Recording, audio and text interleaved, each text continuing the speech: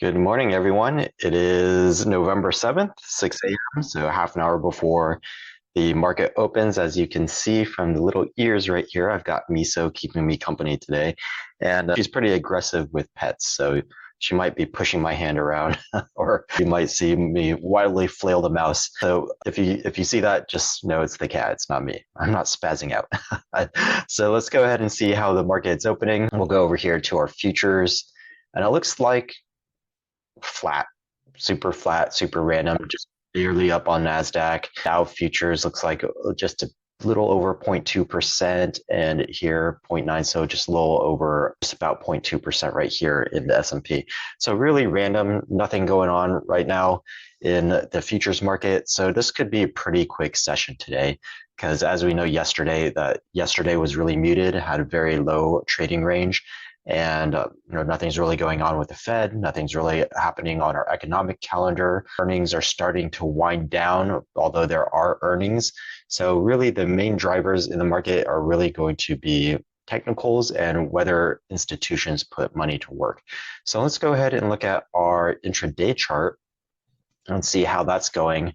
And you can see right now the S&P 500 is in a very mild muted range, a little bit bigger than yesterday, but still. So if we go back to look at this pre-market range on Friday, and then if we look at it last Thursday, and if we look at it the previous Wednesday, and then the previous Tuesday, so you can see there's way more action in the pre-market normally, right? So in the last week, 2 weeks, you can see there's a lot of movement, a lot of range. So basically what happened was in the US session, we didn't do much.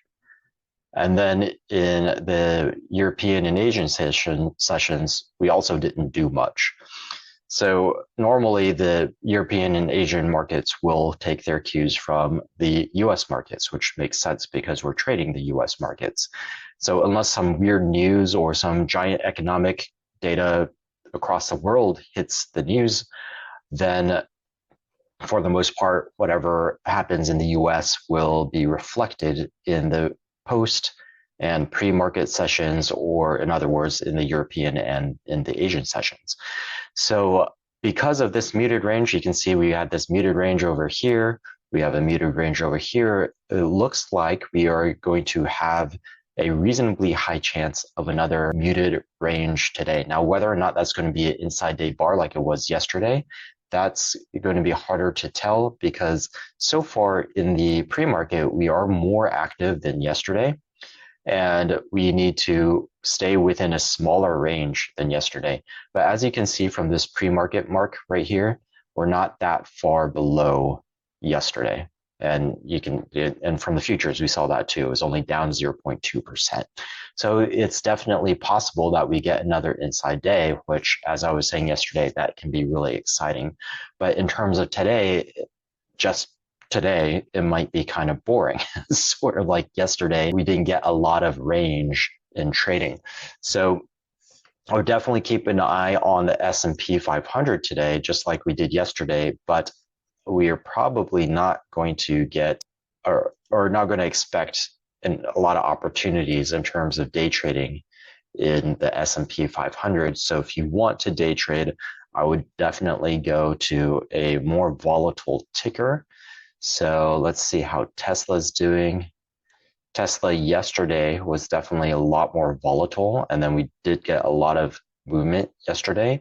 Today in the pre-market, it's sort of reflecting the S&P 500.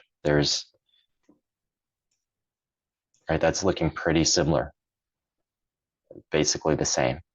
So Tesla may not, unless there's more news about Tesla coming out, it may not necessarily give us a lot of movement, but it is more volatile. So it may give us the exact same trading shape overall as the S&P 500, but a larger trading range. So if you're going to trade something and you need price movement in order to make profit, then you would definitely prefer Tesla over the S&P 500. Let's take a look at this Uber. Uber had earnings. You can see this giant movement downwards and a giant recovery, and then trading back down below the open. So Uber could be one to take a look at if you want to day trade. This one has a bigger range for sure. Those would be the levels I'd be looking at. And then Apple is looking basically just like the S&P 500. So I would pick, if you're going to day trade today, Uber and Tesla are reasonable ones to look at.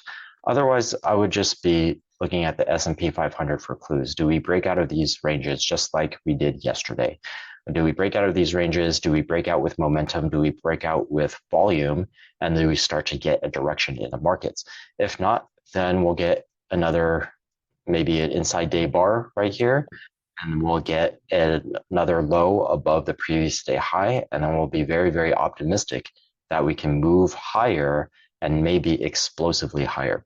In the QQQ, we're already above that MA90. This is looking very good, very strong.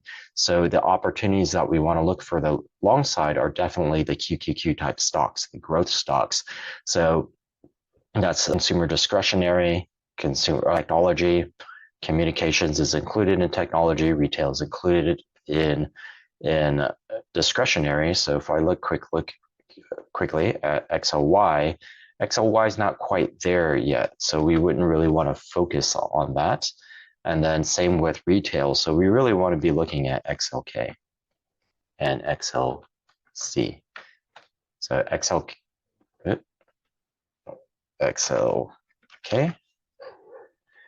we've got, that's looking very beautiful, a beautiful breakout. We're now at a higher high.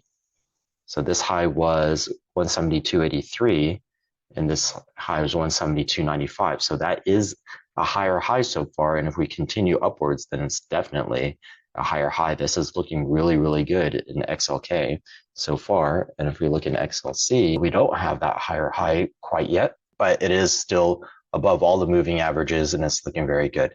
But I would definitely favor XLK, just like we said over the weekend. So XLK is definitely looking like the place to be, and institutions are probably going to start putting capital to work in XLK if we get that inside day bar in the S&P 500, or even if we break out, if we start to go above.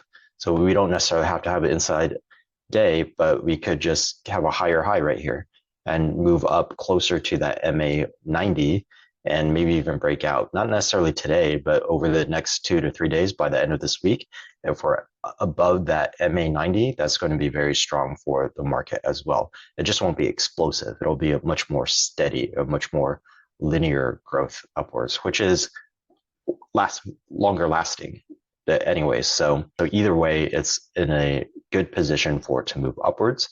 So at this point in time, based on everything that we're seeing, we're going to add a little bit more bias to the upward direction. Before we're saying about 60%. And now maybe we can eke that up to about 65%. And depending on how we close today, we'll start to position ourselves to take advantage of, most likely to take advantage of an upside. All right, so is there anything else? So nothing on FedWatch economics, nothing really. We could take a quick look at VIX. VIX is down. It's reaching this bottom range, so we're not really going to expect any real movement in VIX unless some weird, strange news happens. Bonds bouncing off of that MA50, coming down, and then so basically matching the exact move on the way up. These bars are almost the exact same. And if we continue to move downwards into that EMA 20, then that's going to be less pressure on stocks. That's going to be positive for stocks. So we may have a quiet, muted, kind of boring day in the S&P 500, but if that happens, then it's going to set us up for some pretty exciting movement. So, I personally, I would be waiting today. I wouldn't necessarily be trying to put money to work today unless I was going to play off of earnings, some of the earnings that are happening. So either today after market or tomorrow before market, we do still have some earnings, some reasonably large names here, especially in energy, are happening. So if anything, personally, if I'm going to trade today, it would be earnings plays. Okay. All right. So that's it for today. Quick one, just because there's not a whole lot going on in the market. All right. Good luck, everyone. Have a profitable day, and I will see you tomorrow. Or not tomorrow, after market.